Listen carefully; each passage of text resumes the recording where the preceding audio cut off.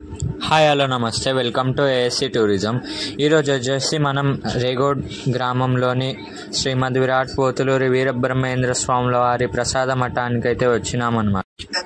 ఇక్కడ మేము రాకన్నా one day ముందే ఇక్కడ ధ్వజస్తంభము మరియు ఇక్కడ ఇతర దేవతా విగ్రహాలు అయితే ప్రతిష్ఠించడం జరిగింది.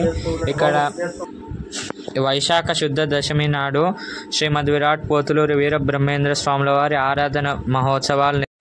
ఇదిగోండి ఫ్రెండ్స్, ఇదే మెయిన్ టెంపుల్ వచ్చేసి శ్రీమద్ విరాట్ పోతులూరి వీరబ్రహ్మేంద్ర స్వాముల వారి మఠం. ఇక్కడ వచ్చేసి శరభాంక లింగమయ్య స్వామి సమాధి అయితే ఉంటుంది. శివకుమార స్వామిని అడిగి తెలుసుకుందాం. శివకుమారాచారి ప్రధాన అర్చకునిగా ఈ మఠంలో ఈ శరభాంక లింగమయ్య సన్నిధిలో ప్రధాన అర్చకునిగా పనిచేస్తా ఉన్నాను. గ్రామం రేగోడ్, మండల రేగోడ్, జిల్లా మెదక్లో.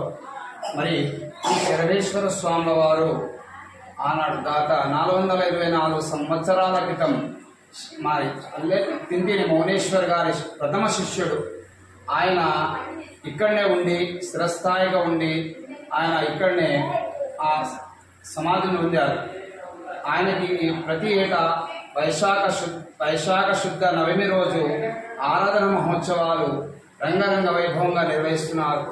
ఆయన చరిత్ర ఏమిటంటే, ఆయన గ్రామం సొంతము ప్రాపరు వరంగల్, ఒక రాజకుమారుడు. ఆయన తింతిని మౌనేశ్వర వారి శిష్యుడు.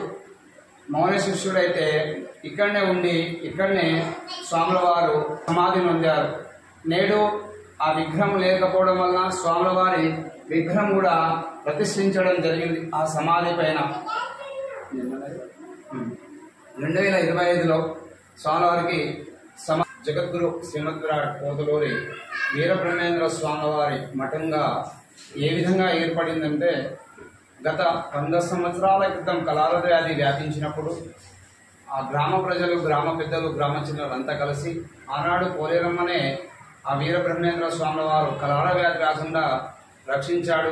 ఆ గ్రామదేవత అయినటువంటి పోలేరమ్మ, ఆయనను మనం ఇక్కడ స్థాపించుకుందాం అని చెప్పి స్థాపించుకోవడం జరిగింది. అదేవిధంగా ఏ విధంగా స్థాపించుకున్నారంటే, కాలినడకగా పోయి కాలినడకగానే ప్రసాదం తీసుకుని వచ్చి ఇక్కడ ప్రసాద సమాధిగా నిర్మించారు. నిర్మించి నుండి రేగోడ్ గ్రామంలో కలాల వ్యాధి కానీ ఎలాంటి అంటు వ్యాధులు కానీ రాలేదు, ప్రబలలేదు. అప్పటి నుండి ఇప్పటి వరకు ఆనాడు నుండి వైశాఖ శుద్ధ దశమి నుండి ప్రతి సంవత్సరం ప్రతి ఏటా రంగరంగ వైభవంగా స్వామివారి ఆరాధన మహోత్సవాలు నిర్వహిస్తున్నారు.